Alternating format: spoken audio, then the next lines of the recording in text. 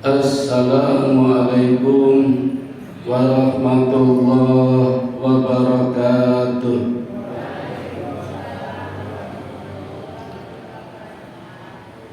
Syukur alhamdulillah, monggo Bapak Ibu kita panjatkan kehadirat Allah Subhanahu wa taala. Sholawat serta salam kita panjatkan pula kehadiran kita Nabi besar Muhammad sallallahu alaihi wasallam. Hingga malam ini kita masih bisa menjalankan pengajian obrolan agama malam Ahad.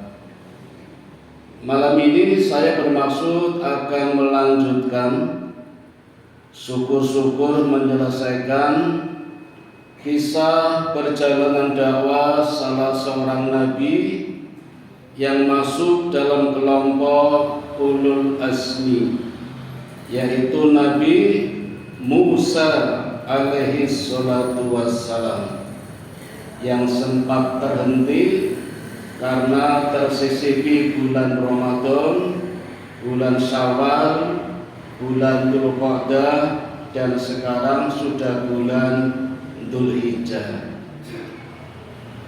Terakhir saya menyampaikan sampai di mana Bapak Ibu?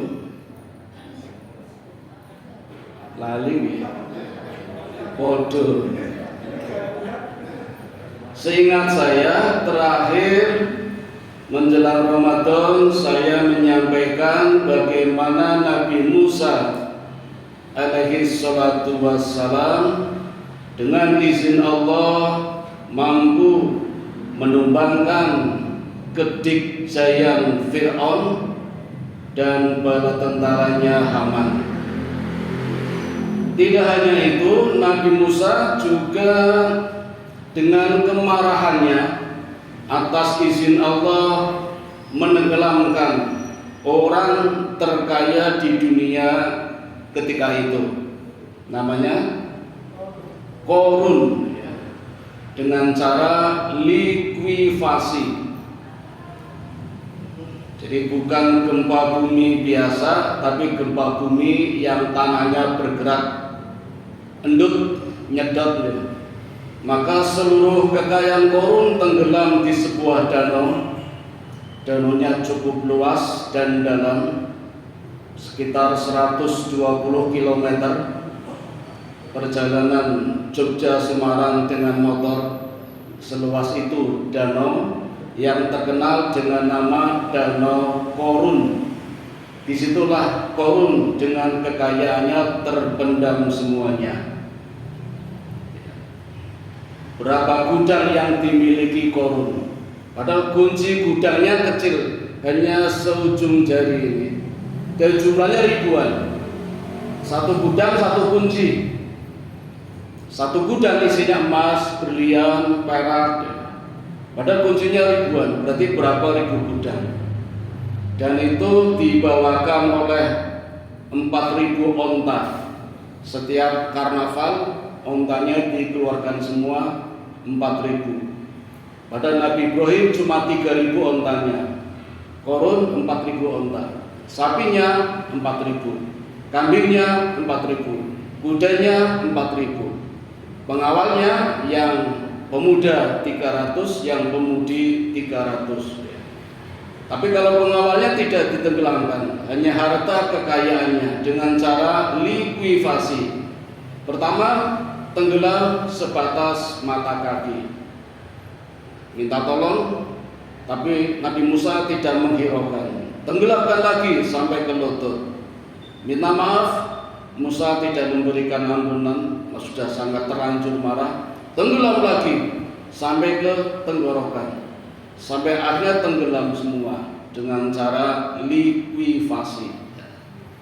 Terakhir sampai di situ. Bahkan Nabi Musa berhasil menyelamatkan sekitar 120.000 orang-orang Bani Israel yang menjadi umatnya melewati Lautan Merah, kemudian bergerak menyisir menuju satu negeri yang namanya Palestina. Tetapi ketika hendak masuk ke Palestina, ternyata negeri Palestina atau Filistin sudah diduduki oleh kaum yang bernama kaum Jababirin minal Amalikoh. Kaumnya besar-besar. Ada yang mengatakan saking besarnya seperti raksasa. Dan tidak ada jalan lain untuk memasuki kota Palestina kecuali harus dengan cara perang. Maka Allah perintahkan jihad. Tetapi apa reaksi Bani Israel, umatnya Nabi Musa? Tidak hanya tidak mau perang, bahkan mengucapkan kalimat yang tidak pantas kepada nabinya. Mereka mengatakan begini, Bapak Ibu, ya Musa, engkau sajalah yang pergi berperang, ajak Tuhanmu, saya akan menonton saja, nanti kalau menang saya baru akan ikut kamu. Ini umatnya Nabi Musa yang sudah diselamatkan dari ganasnya lautan merah, dari kejaran Fir'aun, kekasaran Haman.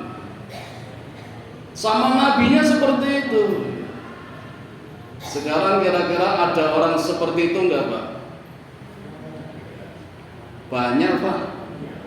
Senengnya nonton Ustadz Dopadu, seneng tepuk tangan itu. Diajak berjihad, ngaji sama ustadznya enggak mau. Banyak. Apalagi dalam situasi politik seperti ini, suhu mulai memanas. Kadang mau nulungi orang saja pilih-pilih. Ada orang jatuh udah ditanya Islam apa mboten?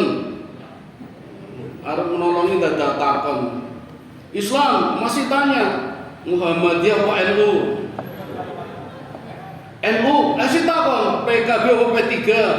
Aslam mati. Nek jawabannya Muhammadiyah ya takon meneh Muhammadiyah. Pan apa Partai Umat? Sudah mati. Nah, kalau ulama pecah belah, do gelut dewe, padu dewe, itu yang seneng yang nonton itu. Ya, jadi sekarang banyak KTP-nya Muslim, orangnya Islam, tapi karakternya Bani Israel. Hanya nonton orang padu, tepuk tangan, nanti yang menang siapa ikut. Ya. Bila perlu ketika pemilu besok nggak nyoblos, golput, Pak. Nunggu yang menang siapa, nanti baru ikut. Wah, benar banget. Niku jenenge NU. Nunut urip niku lho. Apa GS golek slamet. Tidak mau berjuang, mung nonton do paldu, do gelut, kampanye do tawuran, sok sing menang sapa baru ikut. Wah, benar banget itu. Padahal ada prinsip, Bapak Ibu. Prinsipnya mendingan milih yang benar walaupun kalah daripada memilih yang salah walaupun menang. Karena besok dituntut sampai di hari kiamat dihisab itu. Kalau milih yang salah. Oh, enggak kebablasan. Sampai di sini dulu. Karena umatnya tidak mau diajak berjihad, maka Allah memberikan hukuman semuanya terjebak di satu daerah namanya Ardutih. Bumi linglung, bumi kebingungan, tidak tanggung-tanggung, Bapak Ibu, lamanya 40 tahun. Sehingga banyak peristiwa yang terjadi ketika itu, di waktu yang lama itu di daerah Ardutih. Di antaranya Nabi Musa hendak mampir di daerah yang didiami oleh suku namanya suku Kan'an. Pernah dengar nama Kan'an nggih? Ya, nama dari anaknya Nabi Nuh yang durhaka kepada orang tuanya. Itu punya suku namanya Kan'aniyun. Nah, di Kan'aniyun ini, Bapak Ibu, tinggal seorang ulama besar dari golongan Bani Israel. Namanya Bal'am bin Baurah. Kalau bahasa Ibraninya Bilion bin Beol. Di dalam hadis disebut dengan nama Bal'am bin Baura. Ini ulama. Masih keturunan Nabi Lut. Jadi Bal'am bin Baura bin Haran bin Azar. Ini keponakannya Nabi Ibrahim. Kalau Ibrahim bin Azar. Jadi Azar punya anak. Harun itu Harun punya anak namanya Bal'am bin Baura. Nabi Lut. Jadi Nabi Lut keponakannya Nabi Ibrahim. Nah, Nabi Lut punya keturunan namanya Bal'am bin Baura. Ini ulama besar dari golongan Bani Israel. Dan Allah memberikan kelebihan pada Bal'am bin Baura menguasai al-asma an-nadham, nama-nama Allah yang agung. Jumlahnya berapa Bapak Ibu? 99. Coba dilihat tangan kita. Yang kanan ada angka 18, yang kiri 81. Kalau dijumlah, dipadukan untuk berdoa, jumlahnya 99. Maka sangat mustajab kata Nabi kalau kita berdoa dengan diawali Asmaul Husna. Dan dari 99 ini ada 3 nama Allah yang a'dham. Al-asma an-nadham. Ada 3 nama yang dikuasai oleh Bal'am bin Baura. Allah, Ya Hayyu, Ya Qayyum. Jadi Allah yang menghidupkan, yang membangkitkan. Itu sifat Allah.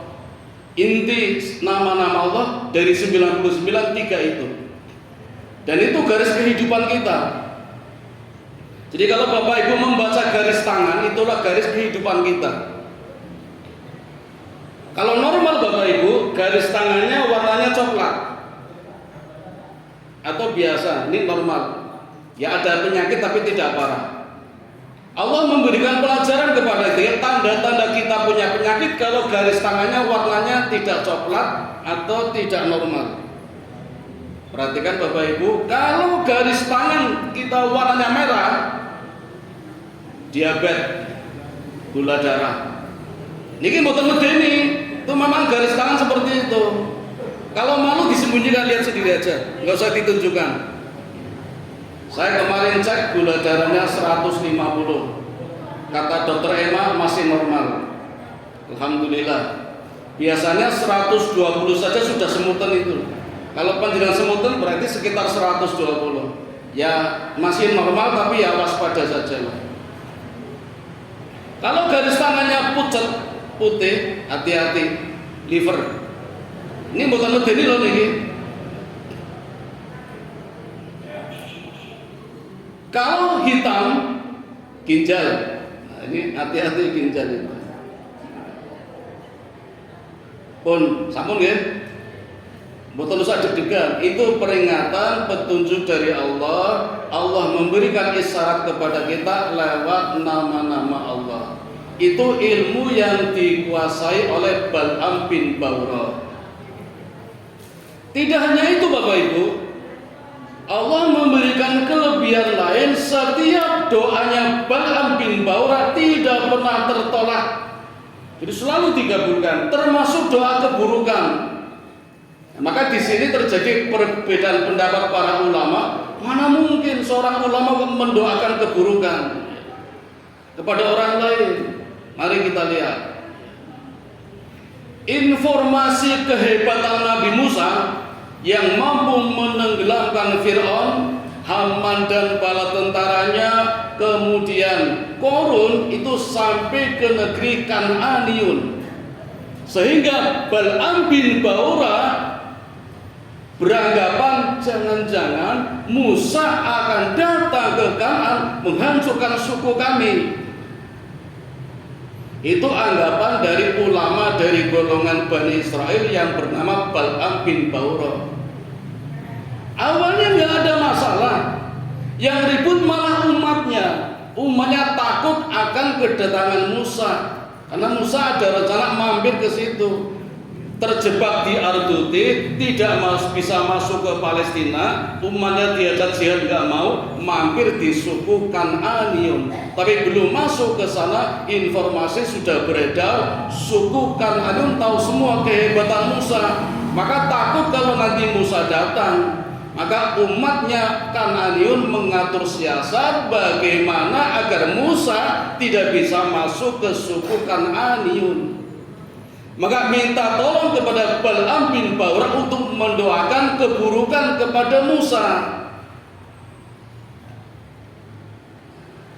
Tidak mau awalnya Bapak Ibu, karena ulama, mana mungkin ulama mendoakan orang lain keburukan, apalagi yang didoakan adalah seorang nabi yang mulia. Tetapi karena Bal'am bin Ba'urah hidupnya banyak mendapatkan fasilitas dari Fir'aun sebelum meninggal, kan termasuk pegawainya Fir'aun, ulamanya Fir'aun, ulamanya pemerintah ketika itu. Saniki wonten ulama yang difasilitasi oleh negara. Hati-hati Bapak Ibu. Maka mulai tergerak hatinya. Wah, ini kalau bahasa kita, ini kalau Musa masuk sini, pasaran saya turun ini. Diganti Nabi Musa. Sebenarnya nggak ada masalah, umatnya ini yang bikin masalah, sehingga minta kepada Bal'am bin Ba'urah untuk mendoakan kepada Musa.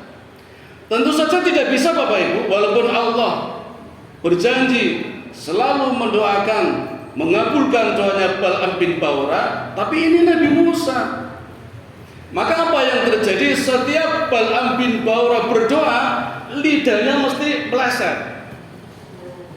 Ya Allah, hancurkanlah. Begitu mau bilang Musa, kepleset, umatku.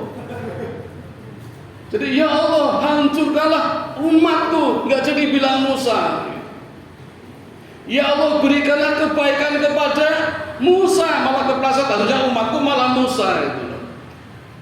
Tetapi karena selalu terlalu banyak mendapatkan fasilitas dari negara, umat-umatnya juga memberikan dukungan, akhirnya Bal'am bin Ba'urah mengatur siasat yang lain, siasat yang buruk yang tidak sepantasnya dilakukan oleh seorang ulama, apalagi ulama besar dari golongan Bani Israel. Apa siasatnya Bapak Ibu? Siasatnya mengumpulkan para wanita. Pun paham ya? Tekan situ udah paham itu. Untuk berpura-pura jual beli sambil menggoda, syukur-syukur payu dagangannya, orang mung barangnya, tapi lainnya juga laku. Termasuk istrinya Bal'am bin Ba'urah juga dijual, Pak. Bahkan mendapatkan tugas utama, targetnya adalah Nabi Musa mau berzina dengan istrinya ulama ini. Dilalah kersane Gusti Allah, istrinya Bal'am bin Ba'urah tidak kenal Musa itu yang mana. Dari 120.000 Musa beserta rombongannya, istrinya Bal'am bin Ba'urah nggak tahu mana yang Musa.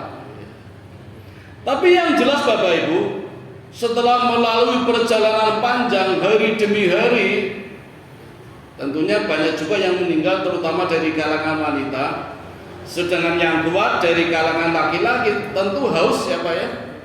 Perjalanan panjang, lepas dari ganasnya lautan merah, perjalanan melewati padang pasir, kan haus, capek. Hausnya nggak cuma haus karena minum, ya haus wanita juga. Maka ketika ditawari wanita-wanita ini, wah ini godaan yang sangat berat ini. Dan itu sudah dipasang oleh umatnya Bal'am bin Ba'urah sepanjang gunung, namanya Gunung Bustan. Musa sendiri sudah membagi kelompoknya Bani Israel menjadi 12 kabilah. Kabilah Bani Israel yang masing-masing punya pimpinan. Maka dibuatlah perkemahan yang masing-masing kafilah atau bani ada pimpinannya. Jadi ada 12 kemah, nanti di belakang masing-masing kemah ada kemah-kemah lagi yang kecil-kecil. Nah, disitulah wanita-wanita disebarkan hingga sampai ada satu wanita yang bernama Kasbi, bukan Kasmorong, Kasbi. Cawe itu jenenge Kasbi ini. Masuk ke salah satu perkemahan, dikiranya kemahnya Nabi Musa, ternyata bukan. Dan lelaki yang diajak berzina dengan wanita ini tergoda, sehingga ketika dihadapkan kepada Musa, apa yang dia katakan? Ya Musa, biasanya aku nurut dengan perintahmu, tapi untuk satu yang ini ya Musa, jangan halangi aku. Aku sudah haus. Kasih panas. Maka terjadilah perbuatan zina di hadapan nabinya, walaupun nggak persis di perkemahan itu. Kemahnya goyang itu loh, Pak. Orang mungkin jangan goyang, kemah goyang itu. Bapak Ibu, kasih kalingan Nabi Sam'un ngoten. Dulu bulan Ramadan saya menyampaikan kisah Nabi Sam'un, satu dari 3 nabi yang diutus Allah dakwah ke negeri Ashabul Qaryah, yang Allah berikan 2 mukjizat. Satu, rambutnya panjang, kalian ya. Yang kedua, Allah berikan pedang. Pedang kecil tapi sangat luar biasa. Dengan pedangnya sekali tebas 1000 pasukan Romawi tewas. Liha Jamal nama pedangnya. Nah, ini ada anaknya Bapak Ibu. Anaknya Nabi Sam'un punya tombak. Sebenarnya tidak berada di daerah tempat berzinaan, tapi sedang ada di negeri lain. Tapi begitu mendengar ada berzinaan dan Allah turunkan penyakit namanya taun. Taun itu tergantung masa dan tempatnya, Pak. Jadi namanya bisa berubah-ubah. Bentuknya wabah. Mungkin kita pernah dengar ya, cacar dulu pernah mewabah, ganti kolera, ganti desentri, kemarin Covid nggih. Nah, itu juga taun. Raja Singa itu juga taun itu. Raja Singa, Pak. Singanya aja serem apalagi rajanya. Nah, anaknya Nabi Sam'un ketika sedang di perjalanan mendengar bahkan menyaksikan ada taun. Ini pasti ada apa-apa ini. Sehingga setelah tahu kalau di daerah Gunung Hustan, tempat singgahnya Nabi Musa sebelum masuk ke suku Kan'aniyun, terjadi perbuatan zina, anaknya Nabi Sam'un segera kembali. Dan begitu melihat pria wanita bukan suami istri berzina, dengan tombaknya ditancapkan, Pak. Kayak sate, Pak. Wanitanya ditombak tembus sampai dengan laki-lakinya. Jadi kayak sate itu berdua. Dan dilemparkan ke langit. Begitu meledak, taunya hilang. Jadi wabahnya selesai. Bapak Ibu, kalau kita belajar dari kisah ini, jangan-jangan Covid kemarin banyak penyebabnya. Tidak cuma virus, tapi juga ada perilaku seperti orang-orang Yahudi. Jangan-jangan ada yang berzina. Enggak cuma 1-2, mungkin zinanya formal. Zina resmi, zina tapi resmi. Dilegalkan, dilokalisasi. Bahkan bangga dengan selingkuh. Sekarang kan banyak Pak orang bangga dengan selingkuh, malah dipamerkan, diviralkan, buat akunnya yang followernya banyak malah bangga itu. Seperti itu bisa mendatangkan taun itu. Itu yang terjadi di daerah suku Kan'aniyun, ulahnya Bal'am bin Ba'urah. Maka Bal'am bin Ba'urah ini akhirnya berubah baju, berubah kulit, tadinya ulama menjadi orang yang paling hina. Dan Bal'am sendiri mengatakan, kenapa aku bisa seperti ini? Bisa berubah wujud menjadi orang yang hina, kadang wajahnya berubah menjadi anjing. Nah, ini Bapak Ibu, ini ulama yang seperti ini. ulama yang terlalu banyak menggunakan fasilitas dari negara sehingga fatwa-fatwanya sudah tidak mempan, mudah tergoda, bahkan terjerumus ke lembah hitam. Akhirnya yang dulunya awalnya menjadi pengikut setan, sekarang setan menjadi pengikutnya ulama. Tapi bukannya setannya menjadi alim, malah orang yang alim menjadi tidak alim. Itu sudah terjadi di zaman Nabi Musa alaihi salatu wassalam. Menjadi orang yang terhina, tadinya ulama menjadi bekas ulama. Milih putih Bapak Ibu, jadi bekas ulama atau bekas maling? Mendingan bekas maling, insya Allah sudah tidak maling lagi. Tapi kalau bekas ulama, hati-hati. Ini peringatan buat kita. Selesai Bapak Ibu, Bal'am bin Baura riwayatnya sampai di sini.